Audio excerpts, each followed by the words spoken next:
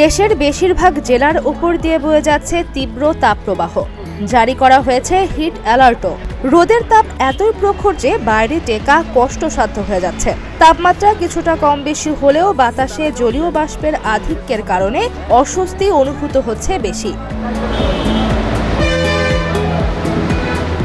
রোদের তেজ ও ভ্যাপসা গরমে যখন নাকাল নগরবাসী, তখন 1 বছর আগে নিয়োগ দেয়া চিফ হিট অফিসার কোথায়, এ নিয়ে সামাজিক যোগাযোগ মাধ্যমে চলছে বেশ কানাঘুষা।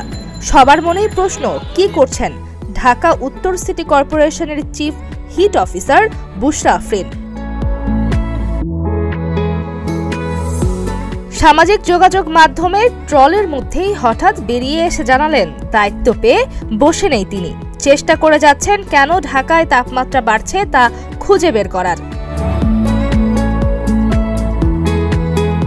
পরিস্থিতি মোকাবেলায় আরও কি ধরনের পদক্ষেপ নেওয়া যায় সেটার চেষ্টা করছেন চিফ হিট অফিসার বুশরা আফরিন।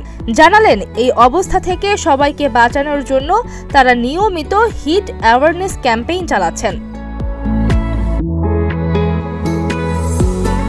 নগরবাসীকে তীব্র গরমে স্বাস্থ্য ঝুঁকির হাত থেকে বাঁচাতে বাসা থেকে বের হওয়ার আগে ব্যাগে একটা পানির বোতল, টুপি, ফ্যান, ছাতার মতো জিনিসপত্র সাথে রাখার আহ্বান জানালেন বুশরা। এতে অনেকটাই নিরাপত্তা পেতে পারেন নগরবাসী।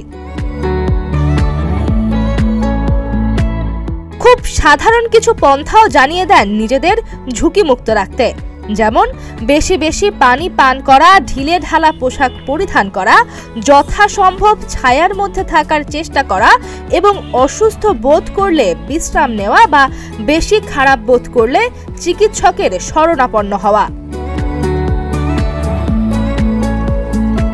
তার মতে, ঢাকা এবং আশেপাশের এলাকায় তাপমাত্রা কমাতে আরও বেশি গাছ লাগানো জরুরি।